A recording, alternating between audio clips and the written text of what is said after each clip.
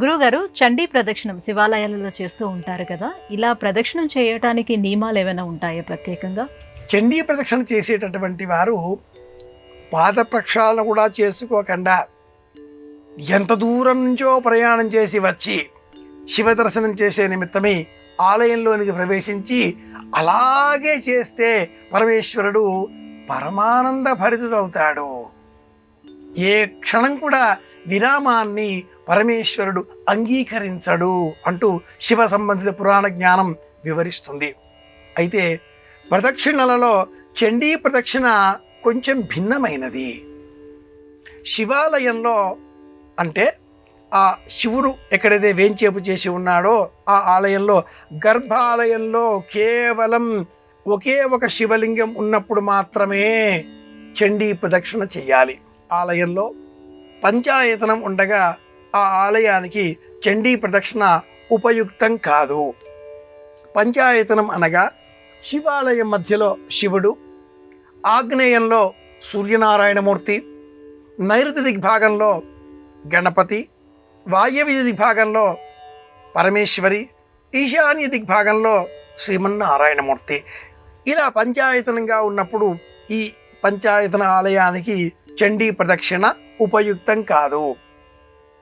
ఆలయంలో ఒకే ఒక శివలింగం ఉన్నప్పుడు భూతలింగేశ్వర ఆలయం అని చెప్పబడినప్పుడు మాత్రమే ఆ ఆలయానికి చండీ ప్రదక్షిణ ఉచితం అవుతుంది. ఆలయంలో మధ్యలో ఒక్క శివలింగం మాత్రమే ఉన్నప్పుడు పూర్వ సంప్రదాయంలో ఆలయానికి నలుదిక్కుల ద్వారాలు ఉండేవి. ఇలా నలుదిక్కుల ద్వారాలు ఉన్న ఆలయానికి కూడా చండీ ప్రదక్షిణ ఉపయుక్తం కాదు. నందీశ్వరుడకు పృష్ఠభాగంలో నిలుచొని శివ దర్శనం చేసి మన ఎడమ చేతికి అనుకూలంగా నడచి అలాగే ఆగ్నేయం, దక్షిణ, నైరుతి, పడమర, వాయువ్యం, ఉత్తరం వరకు వచ్చి శివాభిషేక జలం సోమసూత్రం ద్వారా బయటికి వెళ్ళే సమయంలో అక్కడ చండీశ్వర స్వరూపం ఉంటుంది కనుక చిటిక వేసి వెనుదిరగాలి. ఉత్తరం వరకు వచ్చి ప్రదక్షిణ పూర్తి చేసే విధంగా ఈశాన్యం మళ్ళీ పూర్వం దిక్కు రాకుండా ఉత్తరం ప్రాంతానికే వచ్చి వెనుదిరిగి మళ్ళీ వాయువ్యం, పడమర, నైరుతి, దక్షిణ, ఆగ్నేయం, తూర్పు ఇలా చేసే ప్రదక్షిణకే చండీ ప్రదక్షిణ అని పేరు.